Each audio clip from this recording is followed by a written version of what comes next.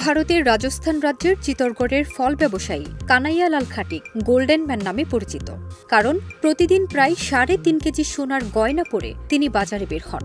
গলায় মোটা চেন, হাতে ভারী ব্রেসলেট, দূর থেকেই চকচকে সোনার ঝলক মানুষকে আকৃষ্ট করে। তবে এই ঝলকই এখন তার জীবনে ঝুঁকি এনেছে। এলএমই সার্টিফাইড বিশ্বসেরা কপারে তৈরি ওয়ালটন কেবলস, যা আপনার স্থাপনাকে রাখবে সব সময় নিরাপদ। খাটিক অভিযোগ করেছেন, নিজেকে কুখ্যাত গ্যাংস্টার রোহিত গোদারার লোক পরিচয় দেয়া কয়েকজন ফোন করে ৫ কোটি টাকা চাঁদা দাবি করেছে। ২ দিন আগে প্রথমে আসে একটি মিস কল, পরে একই নম্বর থেকে হোয়াটসঅ্যাপে কল আসে। এরপর মোবাইলে পাঠানো হয় একটি ভয়েস রেকর্ড, যেখানে হুমকি দেয়া হয় টাকা না দিলে তিনি আর সোনা পরার মতো অবস্থায় থাকবেন না। ৩.৫ কেজি সোনার ঝলকে মোড়ানো জীবনের ঝলক এখন খাটিকের কাছে ভয়ের হয়ে দাঁড়িয়েছে। চিতোরগড়ের এই ঘটনা স্থানীয়দের মধ্যে উদ্বেগ তৈরি করেছে। একজন সাধারণ ব্যবসায়ী যখন এমন হুমকির মুখে পড়েন, তখন নিরাপত্তা পরিস্থিতির বিষয়েও প্রশ্ন উঠছে।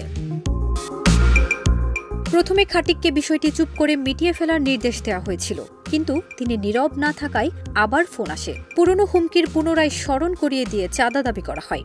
এরপর খাটিক চিতোরগড়ের কোতোয়ালি থানায় আনুষ্ঠানিক অভিযোগ দায়ের করেন।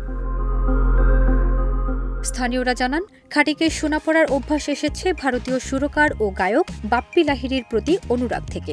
একসময় হাতে টানা ভ্যানে সবজি বিক্রি করতেন তিনি।